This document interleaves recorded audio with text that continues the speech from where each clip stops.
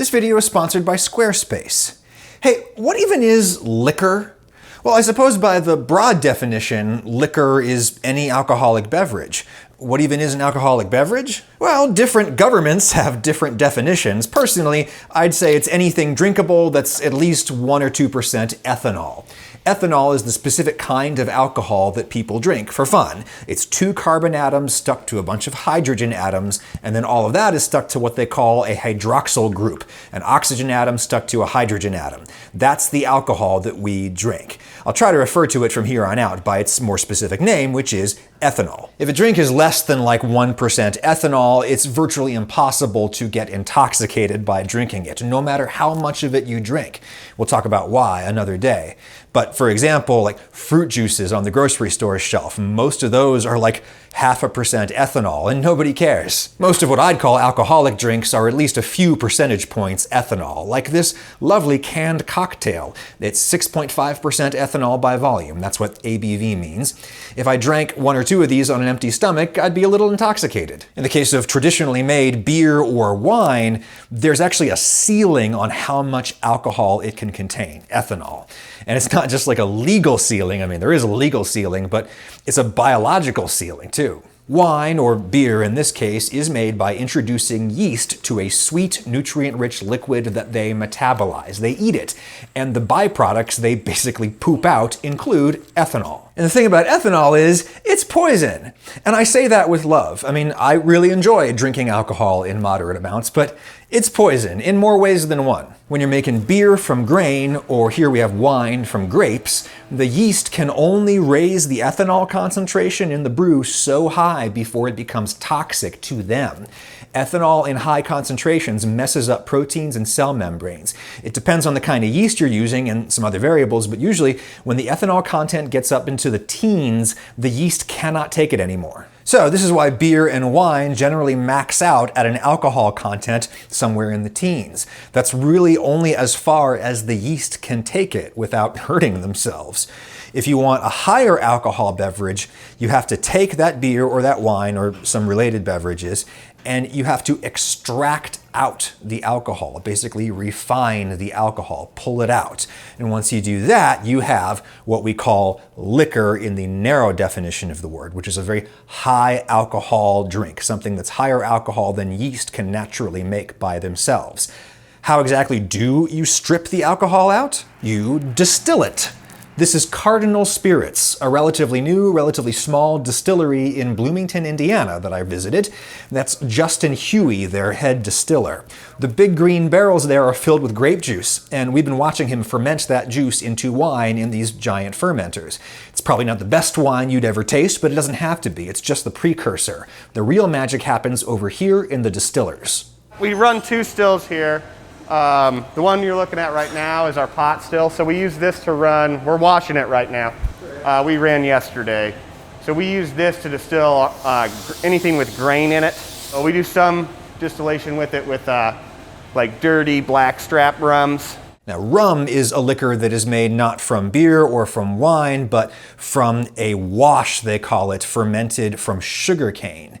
In the case that he was just talking about there, they're making their rum from molasses, which is this brown, sticky byproduct of sugar making. The reason they do that rum and their grain-based distillation here in the pot still is because those precursor liquids are dirty, they're sticky, they're chunky, and the pot still is really easy to clean because it's an incredibly simple machine. It's the original still. Distillation goes back to the ancient world. This is a famous illustration of pot stills used by a Greek alchemist working in Egypt in the 3rd century CE, but evidence of basic distillation goes back way earlier in Mesopotamia and India. I think it's pretty easy to imagine how ancient people might have figured this out. They knew that if you boil a liquid, it changes into a new thing, steam. You can figure this out because you see the water level in the pot starting to go down as you cook it and cook it and cook it. and this new substance is coming up, this steam. It's pretty easy to surmise that this is turning into this. And then they would have noticed that this gas condenses back into a liquid on nearby surfaces, but upon closer inspection, they would have noticed that the condensed liquid is not the same as the stuff back in the pot. I mean, look, the muddy water I have in here is brown. The liquid that's condensed on the lid is clear, and it does not taste like mud. It tastes like pure, perfect water. Here's an even lower tech way of doing this. This is called rag distillation. What you do is you take like any piece of fibrous material, I'm using a dish rag, but it could have been just a bundle of wool, and you just tie it around a stick, and then you hold the stick over some boiling water in a fire.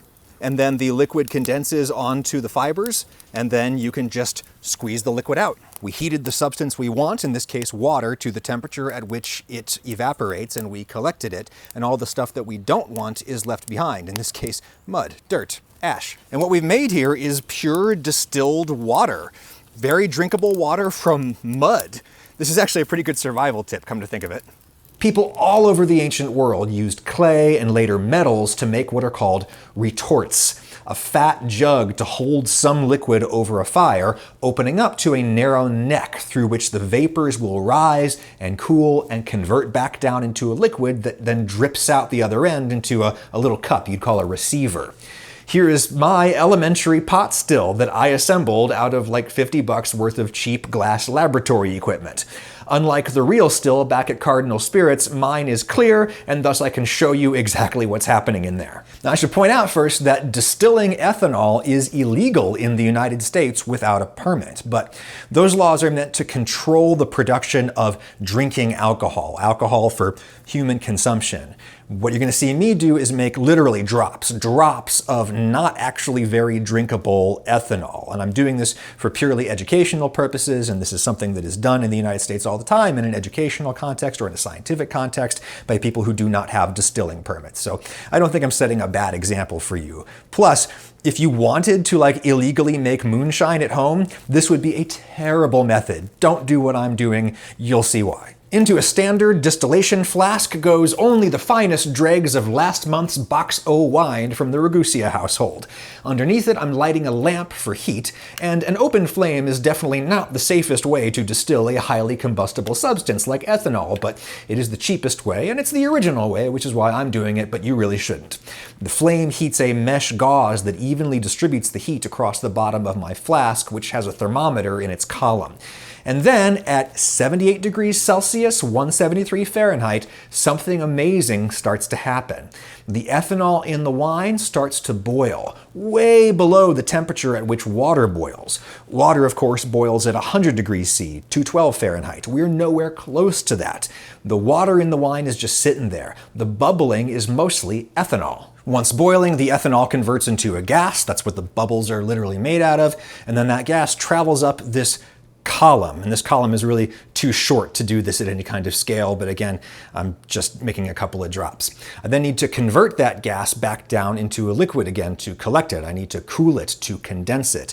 And for that, I have another piece of standard laboratory equipment. This is called a serpentine condenser tube.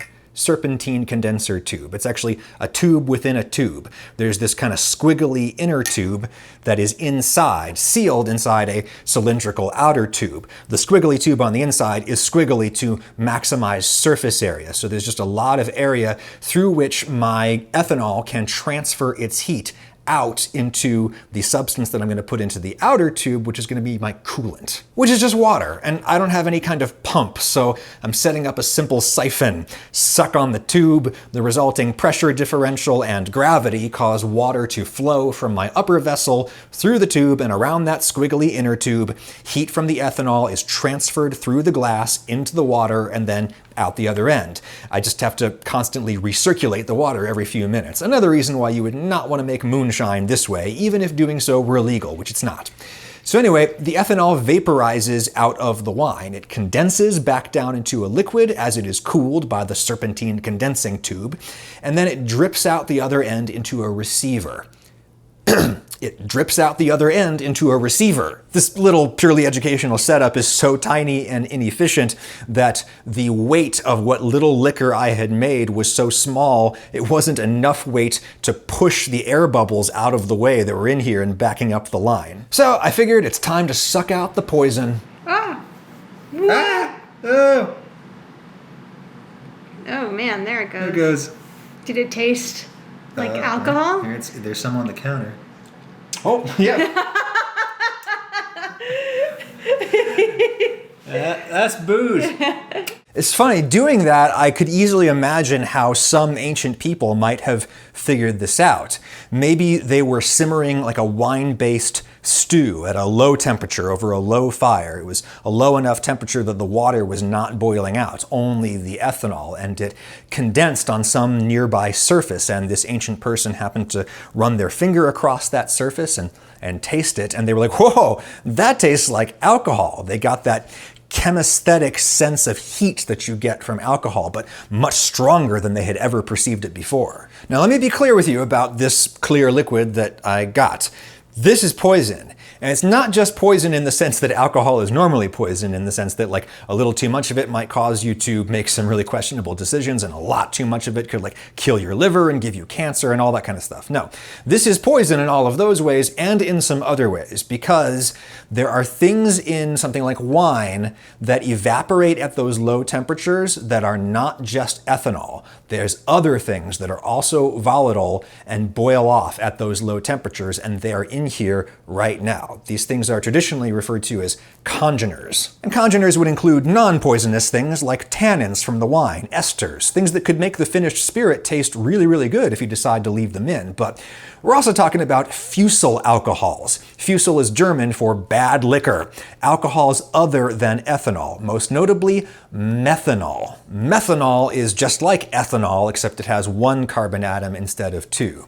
As little as 10 milliliters of it can destroy your optic nerve, permanently blind you, and as little as 30 mils could kill you dead. Fortunately though, methanol is a little more volatile than ethanol is, so most of the methanol comes up through the still at the beginning of the process. You're supposed to throw away the first bit that comes out. That's known as one of your head cuts, or sometimes it's called the foreshot. There's subtle differences between those terms that someone's going to call me out on, I'm sure, but regardless, it's the stuff that comes out at the very beginning that you want to throw away because it's poison. Now, how much of that first bit that comes out you throw away, it's hard to tell. Distillers have traditionally made the judgment with their noses and with their tongues by tasting a teeny little bit of it. And it's really harsh. Yeah, so they would just sort of perceive it traditionally in order to tell where the cutoff is, and then after the head cuts, that's the poisonous stuff you throw away, then there's what they call the heart cuts, that's the stuff from the middle of the run, that's like the best stuff, that's the purest ethanol that comes out from the first distillation, and then at the end you have what are called the tail cuts, the last little bits that come rising up out, and those also apparently contain a lot more congeners and stuff that people might not like. So that's what you're supposed to do traditionally, and now in the modern age they have all kinds of scientific instruments to help one with that, I'm sure. But for me, because I had only made this teeny tiny little like dram of liquid, there was really no way for me to tell the difference between the head cuts and the heart cuts and the tail cuts.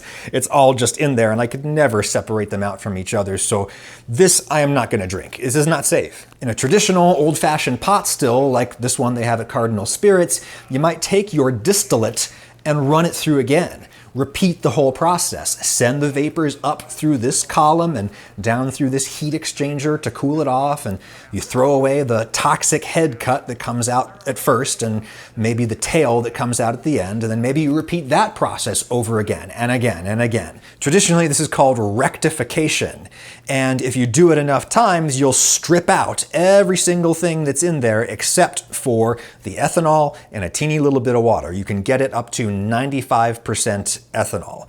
And once you've done that, you have vodka. Usually you dilute it down again with some water to make it a little bit less intense. But yeah, that's vodka, regardless of what kind of alcoholic beverage you started with. Vodka just has to be distilled to above 95% alcohol by volume. So it could be made out of grapes, or a lot of people talk about like potato vodka, or it could be made out of corn or wheat or rye or oats or whatever. I mean, if you could figure out a way to ferment dog turds, you could make I suppose, vodka out of it. I don't know that you'd want to, but you could. And indeed, they do not use dog turds here at Cardinal. They use grapes, wine, to make vodka. Or to make the juniper-flavored vodka that we call gin. And what if you didn't strip out all of the congeners? What if you only got out most of the water and most of the methanol, but a lot of the other congeners, the ones that aren't poison, you left them in there? Well, then you would have something more flavorful, like brandy, in the case of something that started with grape juice, right? Or if you started with something like beer, you would end up with whiskey. And this kind of so-called batch distillation that you do one at a time in a pot still, that worked out darn well for many centuries, and people still do it for a reason. These are simple machines and easy to clean, which is why they still use one at Cardinal Spirits for certain things. But people quickly came up with more efficient stills, and they have one of those at Cardinal as well. This is called a column still.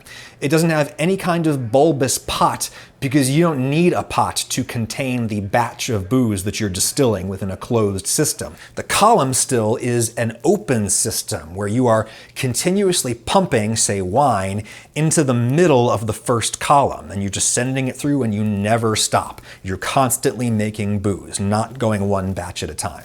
So basically, the water's going to want to keep falling down, and ethanol's going to go up. So the ethanol goes up out of the top of column 1 into the bottom of column 2.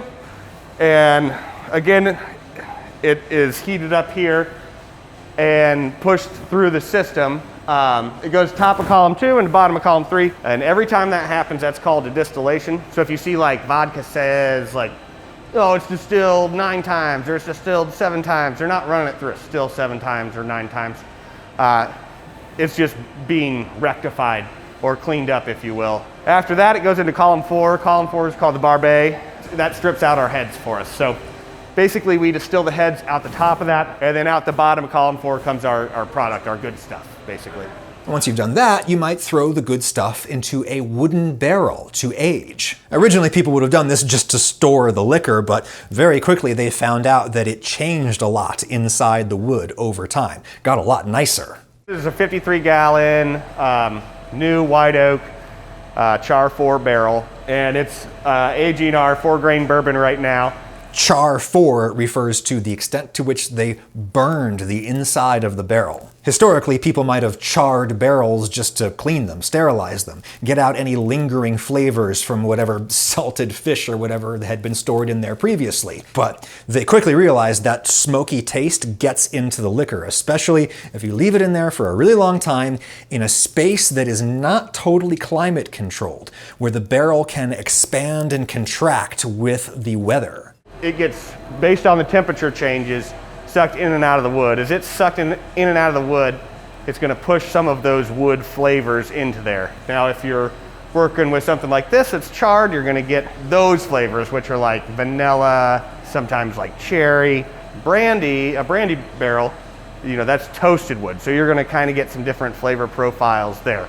It can take years, during which time the alcohol itself undergoes its own chemical changes independent of the wood that it's in. It can take decades to get a really, really nice, smooth spirit, which is one of the reasons why most of the companies that you've heard of that make these kind of aged spirits, or at least the famous ones, they are hundreds of years old. You know, a lot of new places that come online, us too, will sell unaged spirits. So that's why you see a lot of places selling vodkas and gins and unaged rums or liqueurs, which we do all of those things, and they're all great. But that definitely helps money to come in, right? While you're spending all this money putting grain back that you're not going to see any returns on for 4 or 5 years. But this part is kind of where the magic, if you will, does happen. Sometimes you'll get a barrel that is just awesome, you know, just perfect barrel. And then you'll have another barrel that the exact same product, it's sat next to it its entire life. You know, no difference, and that barrel right next to it will be garbage. Not garbage, it just needs more time.